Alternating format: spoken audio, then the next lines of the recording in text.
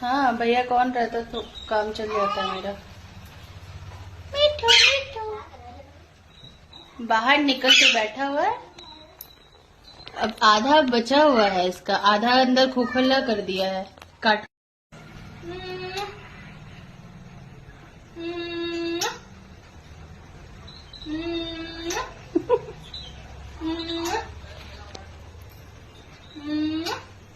तो एक छटपटा रहा ऊपर से।